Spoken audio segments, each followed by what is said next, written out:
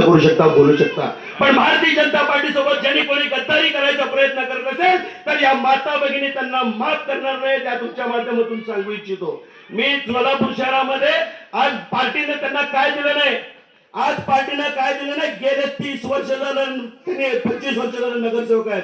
Standing committee chairman होते, 2 वेळा विरोधी पक्षनेता होते,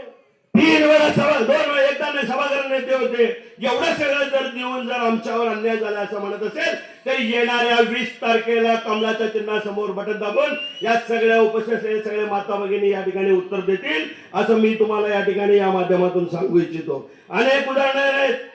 मला माफ करा मालक, मला बोलायचं आहे, या बोलण्यासाठी मी इथं या ठिकाणी उभारलेलो आहे। मी तुम्ही जर असे सोलापूर शहरामध्ये महाराष्ट्र राज्याच्या माध्यमातून आणि केंद्र सरकारच्या माध्यमातून अनेक योजना या ठिकाणी आलेल्या आहेत। सगळ्यात महत्त्वाची योजना म्हणजे आज सोलापूर शहरामध्ये 6 विधानसभा क्षेत्र आहेत, त्या 6 विधानसभा क्षेत्रामध्ये जर बघितलं तर आपल्याला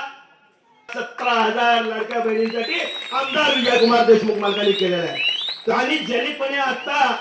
मी तुमचं मनापासून कौतुक करतो, गेल्या लोकसभेला अशाच पद्धतीचं विरोधात जायचा प्रयत्न या भागातील नेते करत होते, पण त्या नेत्यांना न जुमानता आपल्या या माता भगिनी, आपल्या या भारतीय जनता पार्टीवर प्रेम करणारे माता भगिनी आणि आपले नागरिक मालक 8,500 मताचं लीड या लोकसभेला या भागातून भारतीय जनता पार्टीला मिळालेला आहे। आणि या लाडकी बहीण योजनेच्या माध्यमातून काँग्रेसमधून निवडून आलेले प्रणितीताई शिंदे आणि सांगते की हे आम्ही 1500 रुपये तुम्हाला लाच देऊन आम्ही मत मागतोय। त्या बाईला काय माहितीये,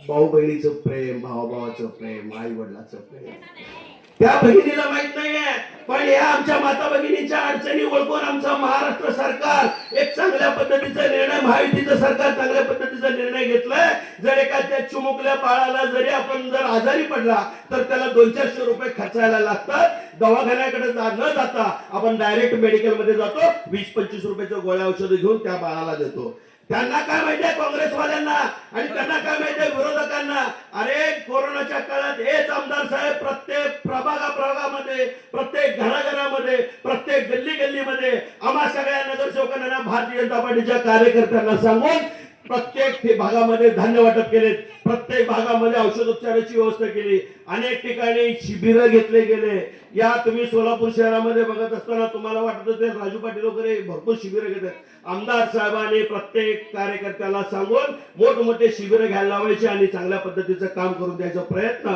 माननीय आमदार साहेबांनी केलेला आहे। तुम्हाला मी आता या ठिकाणी जास्त बोलत नाहीये, आमदार साहेब बोलणार आहेत, कोळी साहेब बोलणार आहेत, मी तुम्हाला जाता एवढंच सांगू इच्छितो, माहिती आहे मला कोण काय सांगतायत, कशा पद्धतीने वागतायत, ही जनता भारतीय जनता पार्टीच्या पाठीमागे भक्कम उभा राहील आणि येणाऱ्या 20 तारखेला